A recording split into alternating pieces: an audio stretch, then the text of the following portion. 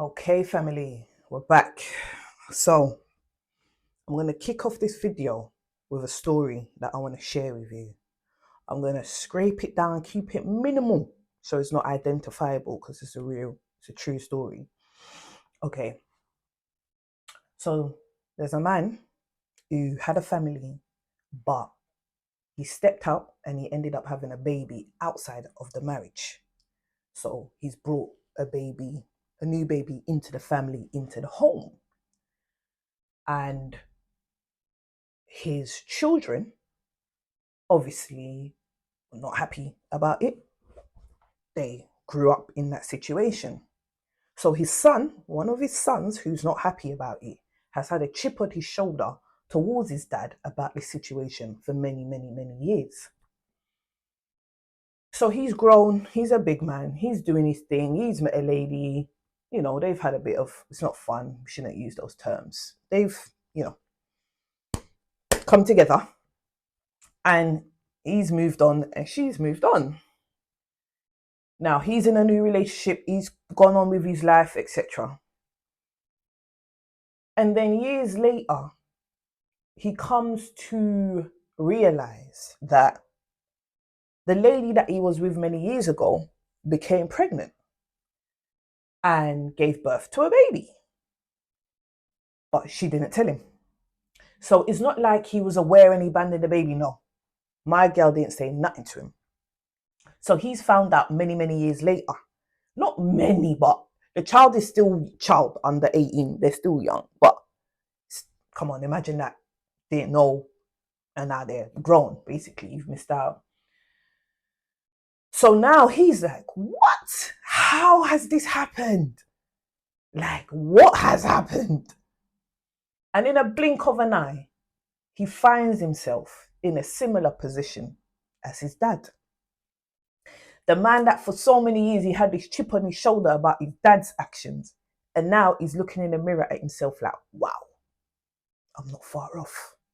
Unintentionally, I say unintentionally, the moment you sleep with someone, there's an intention, there's a level of intention there that a child may come about. Yes, okay, cool, he wasn't informed, but you get what I'm saying.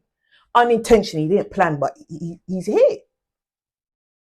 And I call this the force. Force. The force. This force is very forceful. It hovers over you and follows you everywhere you go. It is very determined. It goes from generation to generation.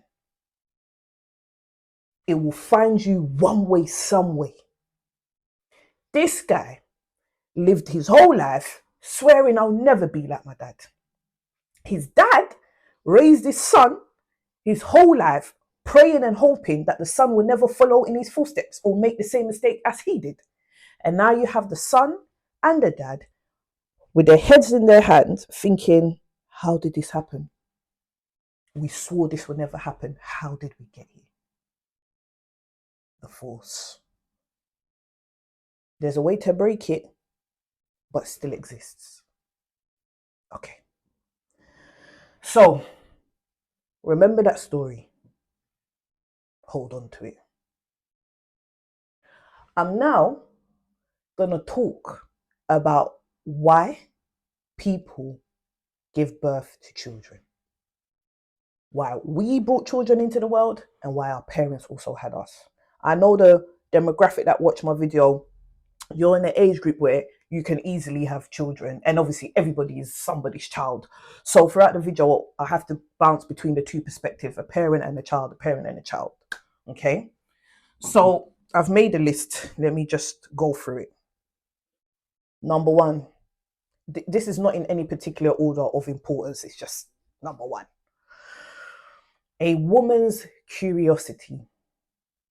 Women always want to know, what does it feel like to be pregnant? What does it feel like to carry a baby? What does it feel like to give birth? What does it feel like to be a mum? What does it feel like?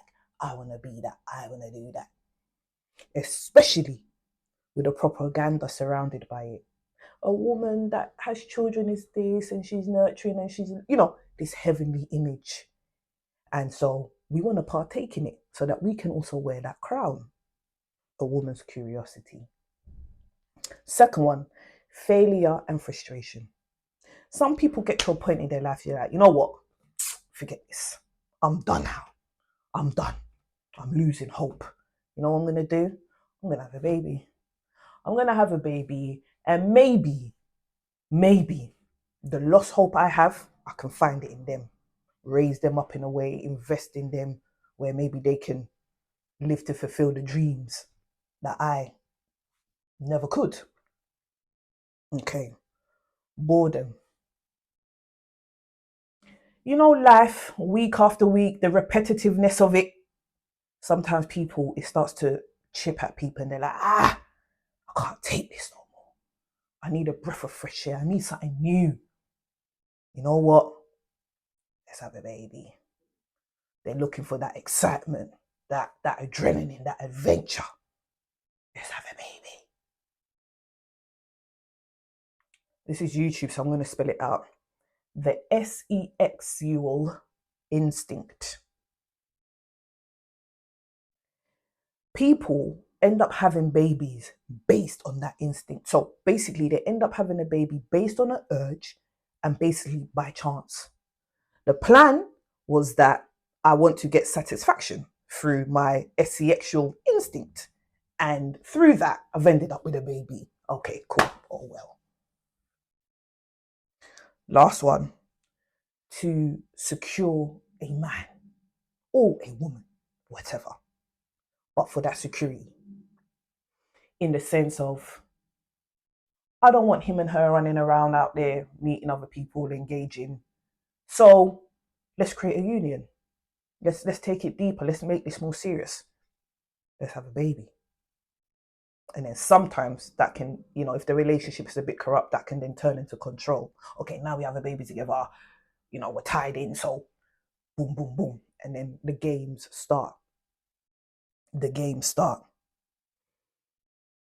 So guys, I read this list out to you because everything, now let's be clear. Those are not the only reasons why people have babies. There are positive reasons why people have babies, but we're not talking about that today. We're talking about these type of reasons because they're very common, more common than the positive ones. And I'm going to bring that up later. More common. And it's not like somebody's picks only one. Usually they're intertwined. There's a bit of number one and a bit of number four mixed together. Pause, listen back if you need to, and reflect. Now, before we move forward, I do want to say this, guys. This video may be triggering to some people. It may be triggering to you.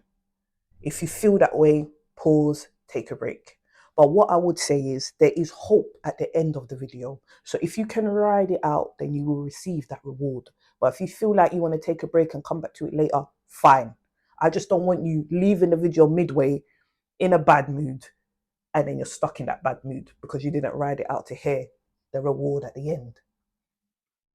Anyway, so the reason why I'm reading out this list, guys, because I want you to understand, when you bring forth children into this world, it must be done consciously. What I've read there are unconscious acts. They're conscious in a way, but the level of consciousness is very low.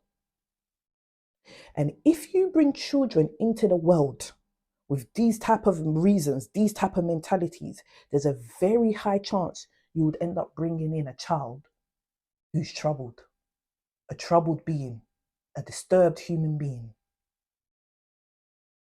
Because their energy, the mindset, the spiritual standing that they were conceived on was no good. Was no good. The frequency, when you're bringing in a youth, don't play with it. Don't play with it. I've got another list. I'll read it out to you. Well, let's save that for later. I'll save this for later. Remember I mentioned to you about the propaganda around motherhood and family and all that. Language is important.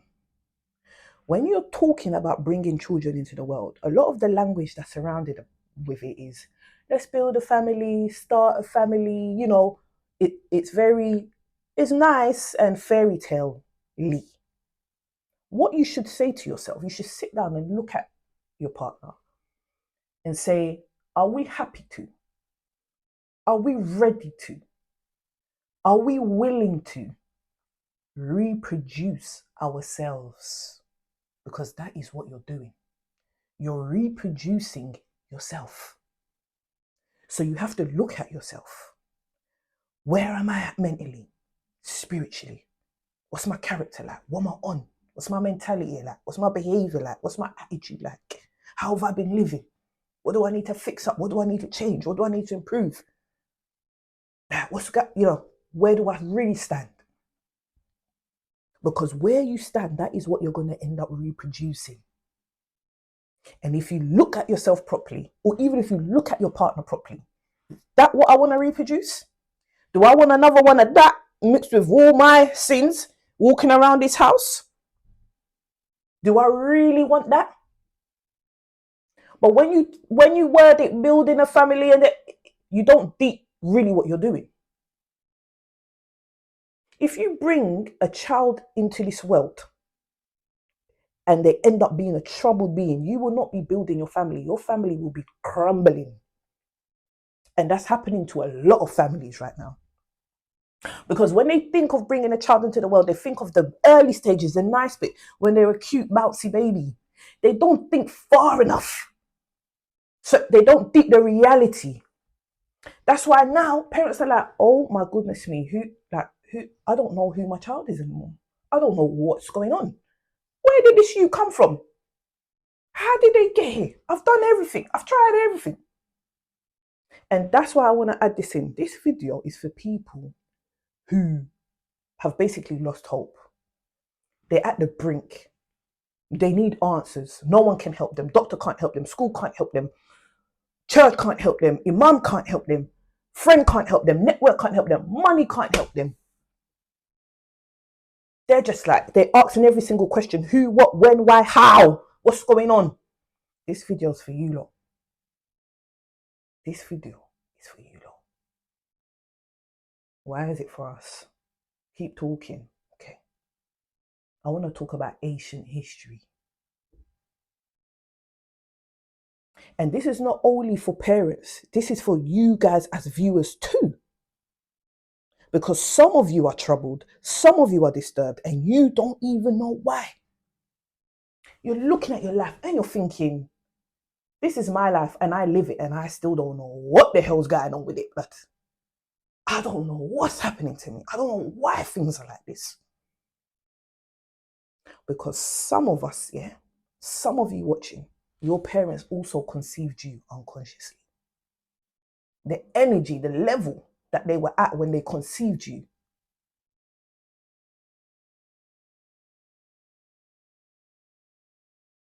Your parents were fighting battles sometimes. Some of your parents were fighting battles at the time when they conceived you, gave birth to you, and now you're fighting the same battles because it's unfinished. If they were conscious and they reviewed themselves, they would have fought their good fight, tried their hardest to conquer it before reproducing themselves so that you don't have to fight the same fight. Are you listening? So if you ain't got a youth yet, you ain't got a baby yet, take your time and listen to what I'm saying. Because you've got this opportunity. Many people watching have already made a decision. We're already in it. And now we're trying to work it out. Like, what am I going to do?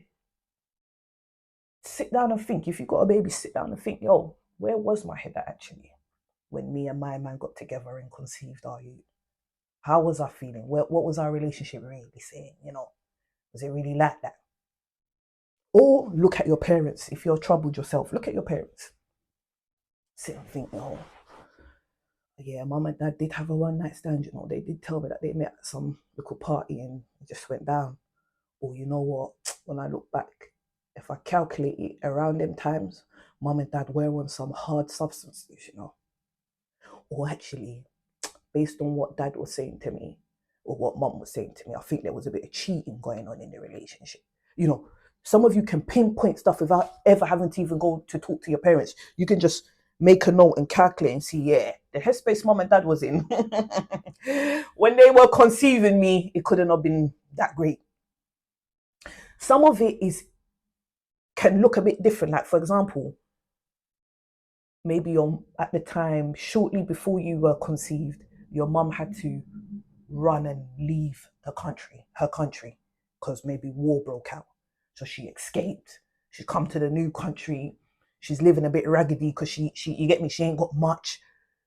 So you know her stress levels are high.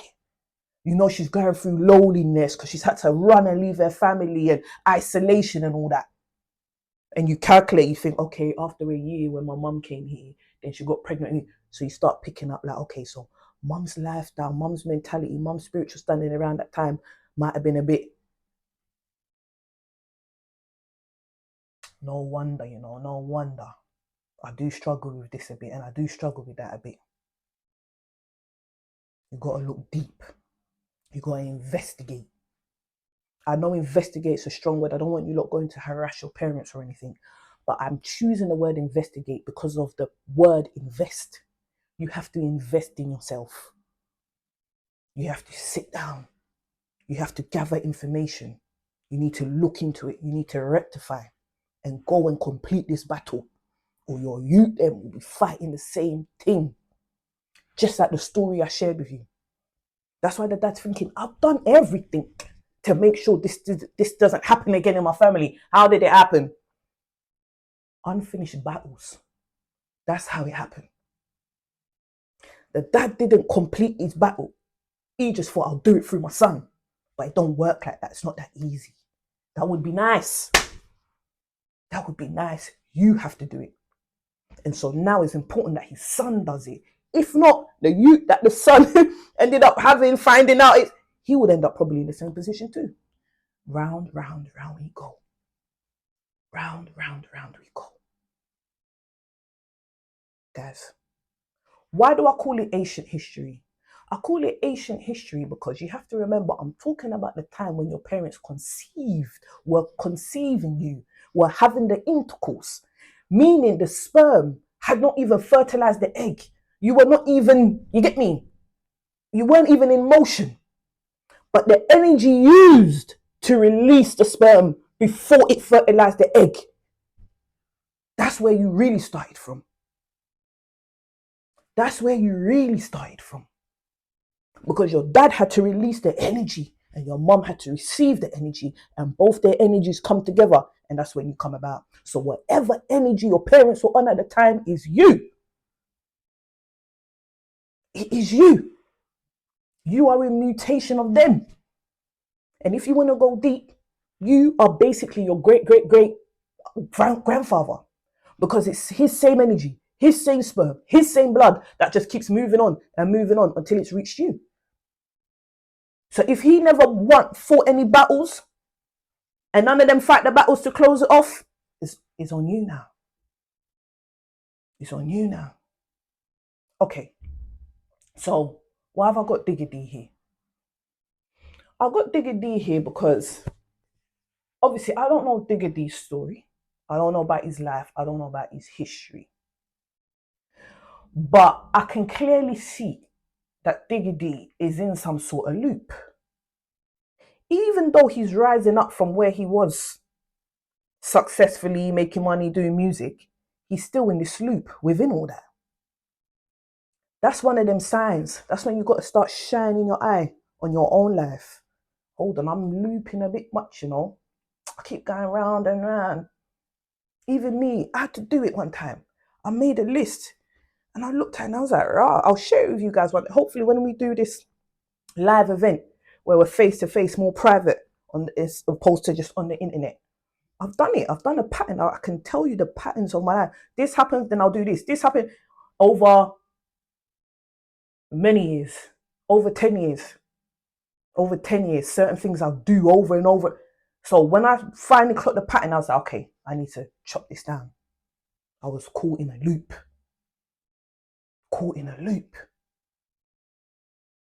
So Digga D, if you're listening to me, go and find out your ancient history. you might be one of them people that don't even need to go and find out. You can sit down clearly and say, yeah, I know what I've got on with my mum and dad anyway. I know this is my story. This is what I already know what time it is. I already know what time it is. That's why when you hit, and I'm using Digga D not directly only to him, but to represent a lot of the guys like him, a lot of the guys who are on the road team, a lot of the guys who are on the gang team, because that's a lot of the issues that parents as well are facing. And even if you're a parent of a young child now, is one of the issues you're worried about in the near future. So how do our girls and our boys get there? They're fighting unseen battles. That's how they get there. Their ancient history corrupt. Some of them still in 2-parent homes, everything's fine, and they end up in this dark lifestyle. You're thinking, some of you come from Africa, better life, and now you're finding yourself in the courtroom. You're thinking, what am I doing here? This is new to me. I don't engage in none of this. How has my Nigerian son and my Ghanaian son, how am I here? You just do not understand. You just do not understand. First step is let your children come to you and investigate. Because some parents, the children try to come and chat to you and ask you a question. The way you will look at them, like, don't you dare ask me about my past. Don't you dare. So the children, they don't want to say nothing. They don't want to ask you nothing. And that makes them feel more lost. That makes them feel even more lost. They have no track record. They're still trying to find themselves. And when you're trying to find yourself, it's a desperate search, so you go anyway. That's why they can get involved in almost anything just to have some belonging. Just to have some belonging. And usually, if their Asian history isn't good, that's why you don't want to answer the question. Because you get, hey, don't ask me about what I was doing back then. Don't ask me nothing about your dad. Don't ask me nothing about your mum. You don't want to talk about it. That's a clear sign. But it's important that certain things must be discussed so that both of you can work it out and try to overcome this. So when you hear all these roadmen say, oh, I'm a product of my environment, there's truth in it, but they don't even understand the depth of what they're saying. They are a product of their ancient history indeed. They are a product of their environment indeed. So let's round it up here. What can we do? The force is there. The ancient history has already happened. I've already gone through so much. I'm already in a loop. I'm already stuck. I'm already confused. What can I do? I'm going to share with you one word, one tip. And the reason why I only like to give you guys one tip is because it is better that you take the one tip, then you go back and sit with it, whether you want to talk to God or whatever you want to do, so that you can work it out yourself. That's very important. I can sit here and give so many answers. Do this, do that, blah, blah, blah, blah, blah. But I'll be giving you my route. I'll be giving you my way. You need to find your own way. Work out your own salvation. Work out your own salvation. So this is what I'm going to say to you. Charity. I'll repeat that one more time. Charity. Do charity. And that might look different to you. You don't necessarily have to go and volunteer. You don't necessarily have to donate money. Everybody's got their threshold. Everybody's got something that if they do, they say, yo, that was charity, you know. Everyone's level is different. Whatever you consider to be charity, engage in it. And don't do it just one time. Make it a part of your lifestyle. It doesn't have to be every day. It just has to be consistent, quite regular. Let it become a norm. The force of charity, the energy it releases, will combat any other force. It's important you do it genuinely though. You don't just do it because you want to try and get out the loop, and then once you're out the loop, you slip up. No, let it come from your heart. So don't rush to do it tomorrow. Meditate. Let it become real to you. Let it become a truth in your heart. And then at the right time, when you're ready, you move. When you're ready, you move. There's so much more I can say. And if you got adult children, teenage children, this might be hard to now get them into charity, because now they're in an era where it's like, forget what you're saying. Forget what you're saying. With them, all you can do is spread the word.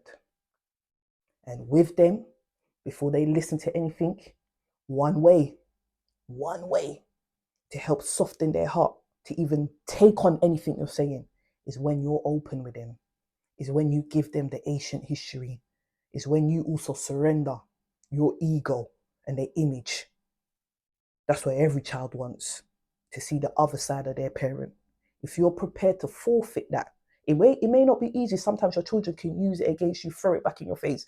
It's not that, oh, you're going to sit with your child and tell them and it's going to be kumbaya. No, this won't be easy. Remember, you're battling against the force. So things are going to go on. But fight the good fight. Remember, I told you it's a battle. And a lot of parents don't want to fight it. That's why they don't. And then they tuck their head away and hope it'll vanish. And then they wake up and they see it in their children. And it's more painful when you see it in your children than when it's in you. So think about, what do I prefer? Conquer it in yourself if you can. If you can't, it's too late. You could already see in your children, then you have to join forces with them. And vulnerability will be the first step. And then you do the charity work together. When I do charity, my youth is little, he doesn't really know what's happening. Yeah. But if I do charity, he's always with me. So energetically, he's picking up the vibe. He's like, okay, someone's very happy and someone's very grateful. And I can see they're showing appreciation to mummy and mummy smiling. So I don't understand the words, but energetically, I can see something good here. I can see there's giving and there's sharing. I can see there's love, because it is more blessed to give than it is to receive. So my son will grow up in that environment. It'll be a habit to him. It'll be normal to him. So if I had him unconsciously and there's certain forces and battles waiting for him, if he really walks in charity, he'll be a conqueror. He'll be a conqueror. But as his mother, I've gone ahead of him. And I've started by gaining knowledge. My people perish for a lack of knowledge. Get the knowledge. Elevate. Okay. We'll leave it there for now.